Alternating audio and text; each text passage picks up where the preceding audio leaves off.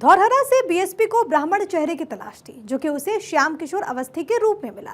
BSP उम्मीदवार श्याम किशोर अवस्थी जनता के बीच में जा रहे हैं और अपने समर्थन में वोट मांग रहे हैं। इसके साथ ही श्याम किशोर अवस्थी बुजुर्गों से आशीर्वाद भी ले रहे हैं।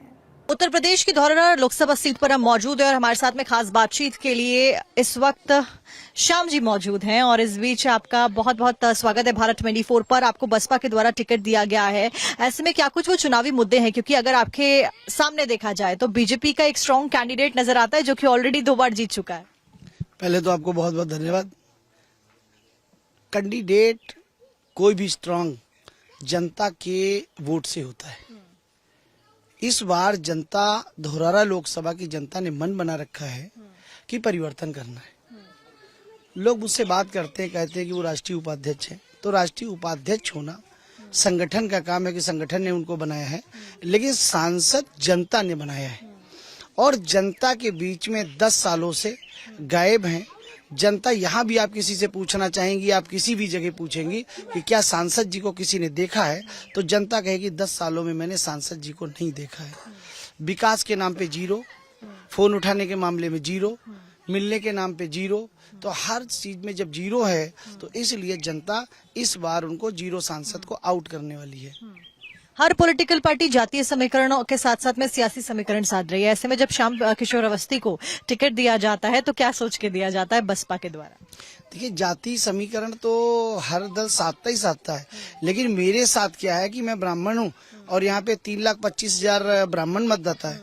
उसके अलावा मुझे ऐसा कोई जाति नहीं है जो मुझे सपोर्ट नहीं कर रहे। सर्व समाज के लोग मुझे लेके घूम रहे हैं।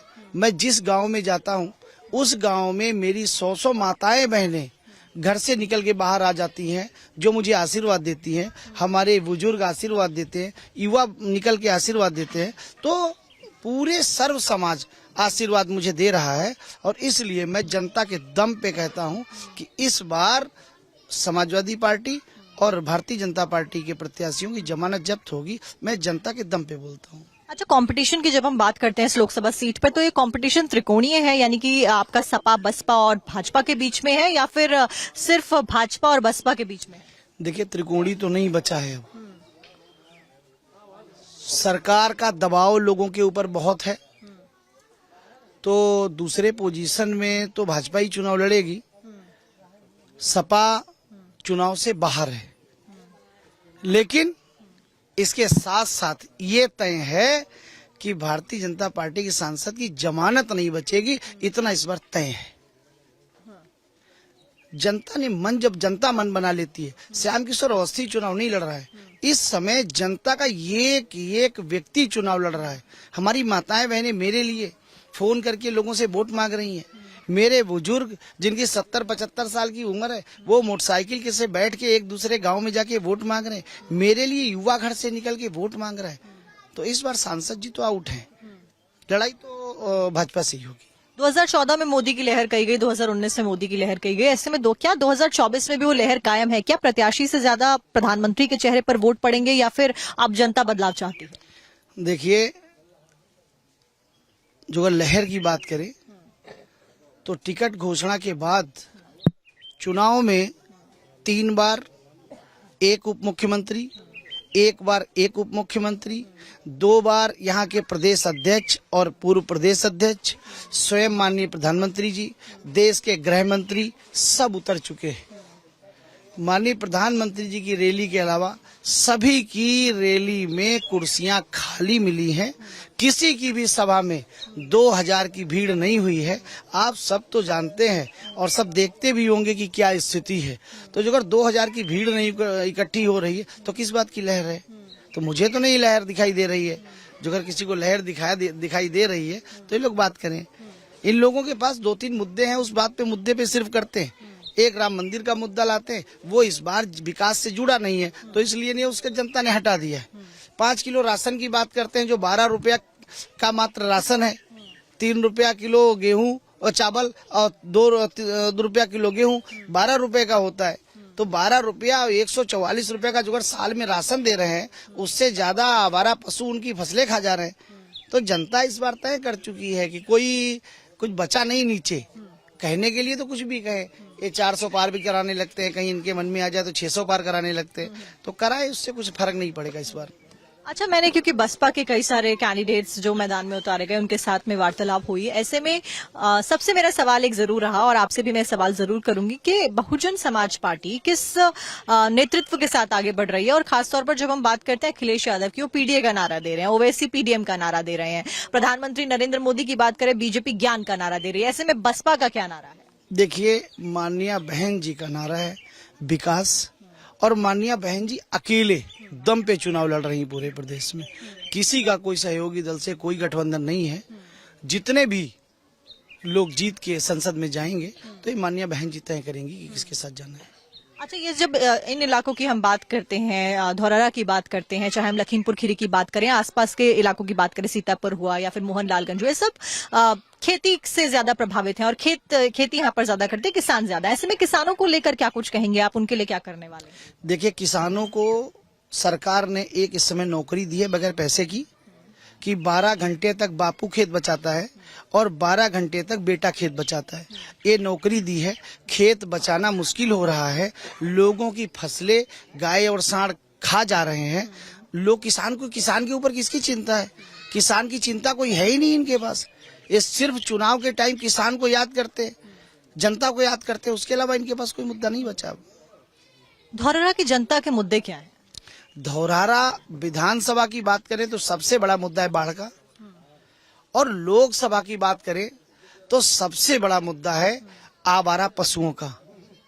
आवारा पशु, वास्तविकता ये स्थिति है कि गांव में लोगों को दौड़ा दौड़ा के सांड मार दे रहे हैं। ये बहुत बड़ी स्थिति बनी हुई है। दूसरा, गांव की स्थिति बहुत ज्यादा जर्जर हो चुकी है सड़कों की। गांव की सड़कें जो बनी थी बहुत पहले, वो सड़कें खत्म हो रही हैं, नई सड़कें कोई बनी नहीं है। गांव में कोई कन्या महाविद्यालय आसपास में नहीं है। ये जो स्थितियां है, हॉस्पिटल की बहुत स्थिति खराब है। 7 सालों से उत्तर प्रदेश की सरकार लगातार हार्ट का डॉक्टर नियुक्त करने के लिए लखीमपुर में लगी है, आज तक नहीं नियुक्त हुआ है। आज युवा हमारे दम तोड़ रहे हैं, जिनका हार्ट अटैक हो रहा है, जब तक वो लखनऊ पहुंचते हैं। लखनऊ की दूरी लखीमपुर से 200-150 किलोमीटर की है, बॉर्डर की बात करें तो 250 किलोमीटर से ज्यादा की है। जब तक वो वहां पहुंचते हैं तब तक दम तोड़ देते हैं। तो ये बहुत बड़ा मुद्दा है। ये तो हुए मुद्दे, अब इन मुद्दों को आप कैसे सुलझाएंगे अगर आप आ जाते हैं सत्ता में? तो देखिए, मैं यहाँ से सांसद बना तो सबसे पहला मुद्दा है कि किसानों के प्रति जो आवारा पशु हैं, इसकी सरकार व्यवस्था करे। उसके अलावा विधानसभा धौरहरा में सबसे बड़ा मुद्दा बाढ़ का है, जो सिर्फ ये लोग चुनाव में बात करते हैं। ये सिर्फ चुनावी वादा होता है। वहाँ की जनता इतनी त्रस्त है कि पूरे बाढ़ से उनके घर घर गायब हो जाते हैं। उसके ऊपर काम करना है। दूसरा एक मुद्दा और है कि गरीब के ऊपर सरकार ने सीधी चोट की है कि गांव में पहले बहन जी की सरकार थी तो स्कूल में बारातें रुक जाती थी। आज गांव में कहीं बारात घर नहीं है, और किसी भी गरीब के यहाँ बारात आती है तो आप समझ लीजिए उसको खेत में बारात रोकनी पड़ती है। 4 बूंदी भी ऊपर से गिर जाए तो घर वाले शर्म के मारे मरने लगते हैं। तो ये बहुत बड़ी स्थिति खराब है।